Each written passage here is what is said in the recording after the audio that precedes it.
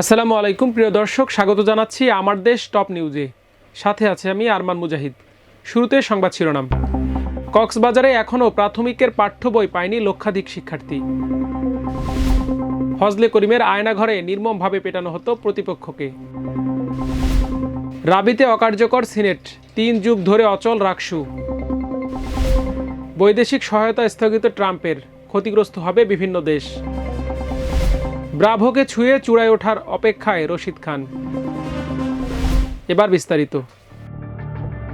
নতুন বছরের প্রথম মাস জানুয়ারি শেষ হয়ে গেলেও এখনও পাঠ্য বই পৌঁছায়নি কক্সবাজার জেলার প্রাথমিক বিদ্যালয়ের শিক্ষার্থীদের হাতে।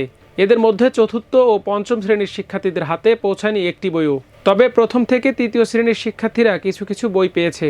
সংশ্লিষ্টরা বলছেন, ফেব্রুয়ারি মাসের মধ্যে শিক্ষার্থীদের হাতে বই না পৌঁছালে দীর্ঘ সময় ধরে পাঠ গ্রহণ থেকে দূরে থাকতে হবে তাদের। কেননা ফেব্রুয়ারির পর মার্চ মাস জুড়ে পবিত্র রমজানের ছুটি, তারপর ঈদ উল ফিতরের লম্বা ছুটি শিক্ষার্থীদের বিষয়ভিত্তিক সিলেবাস শেষ করতে চরম অনিশ্চয়তায় পড়তে হবে।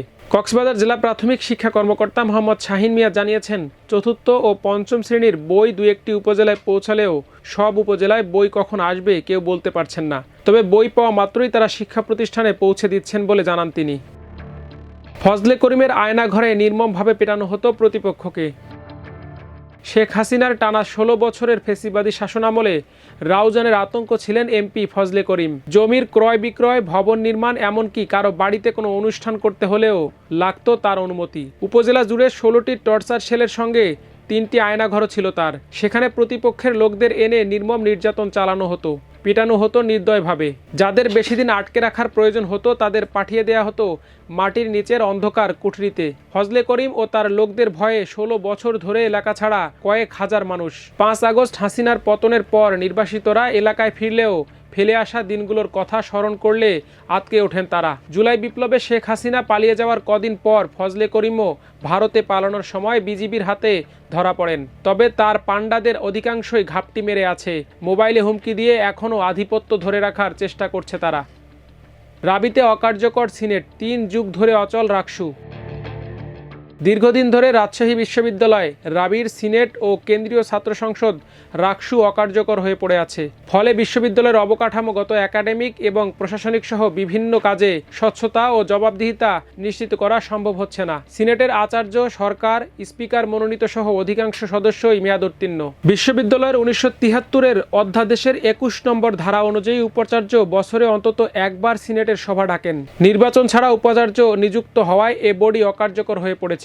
প্রায় 14 বছর বন্ধ থাকার পর 2016 সালের 18 মে সিনেট অধিবেশন করেন তৎকালীন উপাচার্য অধ্যাপক মোহাম্মদ মিজান উদ্দিন। 2017 সালে 22তম অধিবেশনও হয় তার সভাপতিত্বে। এরপর আর কোনো সভা করেননি সাবেক উপাচার্য অধ্যাপক এম আব্দুস সোবহান। এদিকে প্রায় গত 34 বছর ধরে অচল রাকসু। 1989-90 সালে সবশেষ রাকসু নির্বাচন অনুষ্ঠিত হয়। এমনকি রাকসু ভবনে এর জন্য কক্ষ বরাদ্দ নেই। বর্তমানে বিশ্ববিদ্যালয়ের শহীদ সুখরঞ্জন সমাদ্দার ছাত্র শিক্ষক সাংস্কৃতিক কেন্দ্রের 2টি ছোট্ট কক্ষে নামমাত্র চলছে সংগঠনটির কার্যক্রম। এবার আন্তর্জাতিক প্রসঙ্গ। বৈদেশিক সহায়তা স্থগিত ট্রাম্পের, ক্ষতিগ্রস্ত হবে বিভিন্ন দেশ।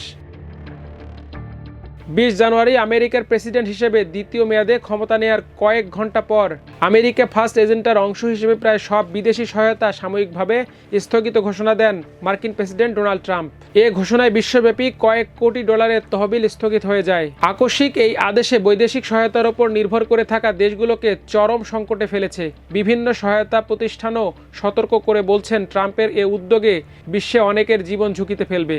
তবে যুদ্ধবিধ্বস্ত সুদানের মতো চরম খাদ্য ঝুঁকি ও দুর্ভিক্ষে আক্রান্ত দেশগুলোতে জরুরি খাদ্য কর্মসূচি অব্যাহত থাকবে। এছাড়া ঘনিষ্ঠ মিত্র ইসরায়েল ও মিশরকে সামরিক সহায়তাও বজায় থাকবে। সবশেষ খেলাধুলা। ব্রাভোকে ছুঁয়ে চূড়ায় ওঠার অপেক্ষায় রশিদ।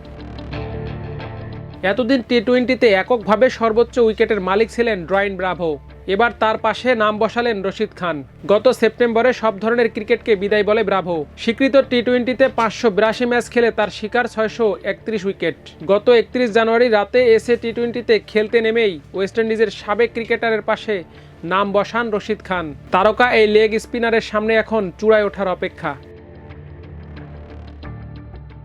দর্শক, আজ এই পর্যন্তই। সবাই ভালো থাকুন, সুস্থ থাকুন, আমার দেশের সাথে থাকুন। আল্লাহ হাফেজ।